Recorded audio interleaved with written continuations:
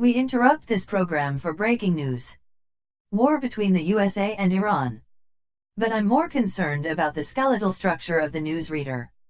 The BBC's Fiona Bruce's skeleton has a large skull and wide shoulders. The hands are also large.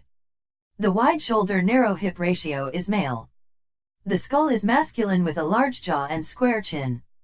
Maybe Fox News's Megyn Kelly can explain. The strange angles on her dress try to hide the wide shoulders. But we can see the size and shape of the skull. This large jaw is sharply angled. This is a male trait that up to today cannot be changed by surgery. Wide shoulders and narrow hips. But don't be shocked. Take a look at the UK newsreader Nan Winton, and you will understand. Introduced as the first female TV newsreader in an experiment by the BBC. Large head and jaw, with a square chin. And a bony ridge above the eyes. Are you starting to see? What about the once named world's hottest weather girl, Yanette Garcia? Her hair hides the wide shoulders. But here we can see this shoulder-to-hip ratio is the body proportion of a male. Forget about USA and Iran. Both sides are on the same evil team.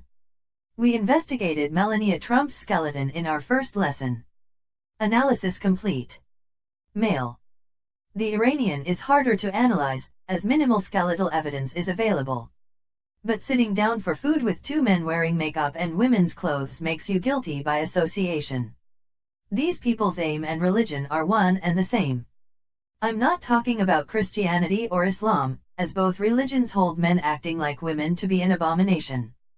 They actually belong to an ancient religion that can be traced back as far as civilization.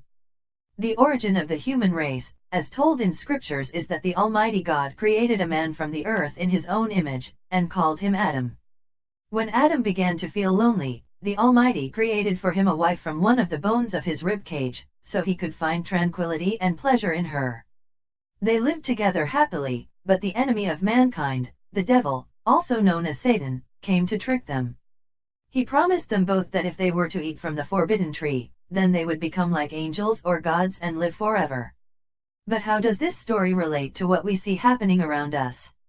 Since the times of the Babylonians or Sumerians as they were then known, the ancient civilizations of the Egyptians and Greeks and the Indus Valley, the Phoenician people, the Chinese dynasties, the Roman Empire, the Aztec kingdom, the Vikings, and up to the present day. Groups have been identified as worshipping an androgynous male/female deity, and the followers attempt to change their gender as an act of worship. Research into texts of the mystic Jewish Kabbalah reveals that they have also been deceived by the devil, and are working towards the same goal. They have been tricked into believing that Adam was not male, but in fact some kind of androgynous entity. Both male and female in the same body, but later split into two as a punishment. And they think if they are somehow able to join the male and female together again, they would become entities in the image of their God. This is the so-called great work of the Freemasons that they refuse to talk about. They call themselves alchemists, and claim to be using the Philosopher's Stone to create gold, but in reality they are trying to join man and woman together in one body.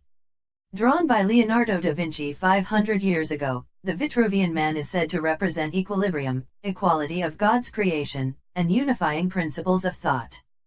Who do you think you are looking at? Have you cracked the Da Vinci Code yet?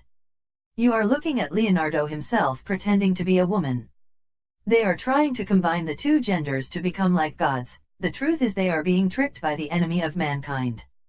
He is said to be winged and horned, and appears to have both male and female characteristics. He is known as the Prince of Darkness, and the Bringer of Light. His image is everywhere as well as his signs.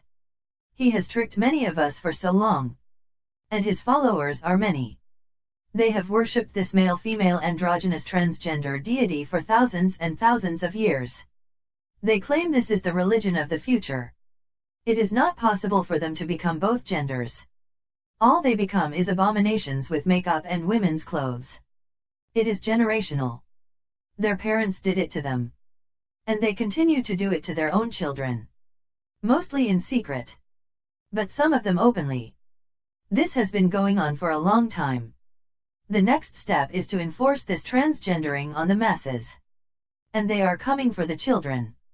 Maybe it's too late to do anything about it. This is the fight to save humanity. We can see them now. And our resistance will not stop.